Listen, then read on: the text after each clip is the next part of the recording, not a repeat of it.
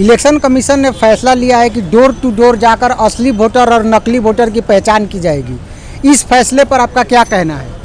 अच्छा फैसला है ये, और ये काफ़ी बड़ा मुद्दा भी हमेशा चुनाव में रहा है कि फर्जी वोटरों के नाम पे कुछ चुनाव जीतते आए हैं लोग, ऐसा विपक्ष का आरोप रहा है।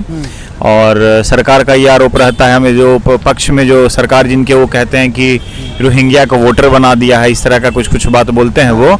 तो मुझे लगता है कि अगर ये आ जाएगा तो दोनों का जो ये मुद्दा है, एक तो कि रोहिंग्या वोटर्स हैं उनको ऐड किया गया है, उनके मदद से विपक्ष जो है वो चुनाव जीतने की कोशिश करती है, ये पक्ष का मुद्दा होता है। विपक्ष का ये मुद्दा होता है कि फर्जी वोटर्स हैं, फर्जी वोटर्स के सहारे सरकार जो है वो बनाती है। जैसे महाराष्ट्र के चुनाव में आपने देखा कि किस तरह से राहुल गांधी ने इलेक्शन कमीशन पे आरोप लगाया था कि फर्जी वोटर्स और कुछ उसकी प्रक्रिया को लेके।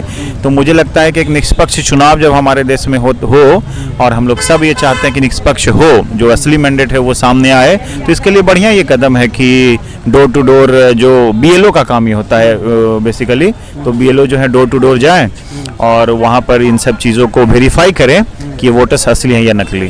जी, तो आपने रोहिंग्या का जिक्र किया, तो सिर्फ रोहिंग्या ही फर्जी वोटर थोड़ी हैं, बहुत सारे लोग ऐसे हैं जो एक जगह पर रहते हैं, पलायन करके दूसरी जगह चले जाते हैं, तो दोनों जगह पर अपना वोटर लिस्ट बना देते हैं, दोनों जगह पर वोटिंग करते हैं। एक जगह पर तो वोटिंग करते हैं, दूसरी जगह उनका बोगस वोटिंग हो जाता है। देखिए, ये हम इसलिए आपको रोहिंग्या का जिक्र किए कि ये थोड़ा ज्यादा ट्रेंडिंग में रहता है हमेशा कि रोहिंग्या वोटर्स हो गए। और दूसरा विपक्ष का इसलिए हम चर्चा की कि वो भी हमेशा सरकार जब भी चुनाव पक्ष जीत रहा है तो विपक्ष तरफ से ये दाग लगता है कि कुछ न कुछ गड़बड़ किया है और फर्जी मतलब। जैसे इस बार नई दिल्ली की सीट पे अरविंद केजरीवाल हारे चुनाव, तो अरविंद केजरीवाल का कहना था कि जो चुनाव जीते हैं परवेश साहिब से वर्मा, कि वो कुछ वोटर्स को ऐड किए थे जो कि यहाँ के वोटर्स नहीं थे और उनको लाके पिछले 3-4 महीने में चुनाव से पहले ऐड किया गया। तो ये आरोप प्रत्यारोप लगते लगता। हालांकि ये आपने बिल्कुल सही कहा कि बहुत ऐसे वोटर्स हैं, एक जिनका अपने मायके में भी होगा तो ससुराल में भी वोटर लिस्ट में नाम है, तो ऐसे डुप्लीकेट वोटर्स बहुत ज़्यादा हैं। तो मुझे लगता है कि जब ये BLO का काम होगा कि डोर टू डोर जाए,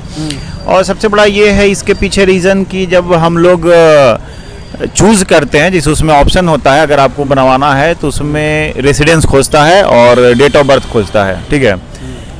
प्लेस ऑफ बर्थ का एक नया ऐड करने का एक प्रपोजल है, और शायद जब ये लोग डोर टू डोर जाएंगे तो वो प्लेस ऑफ बर्थ भी एक कॉलम उसमें हो, और उसमें काफ़ी बड़े बदलाव भी किए गए हैं। लेकिन ये एक अच्छा बदलाव यह है कि डेट ऑफ बर्थ और रेजिडेंस के साथ में प्लेस ऑफ बर्थ भी हो कि कहाँ आप जन्म लिए हैं।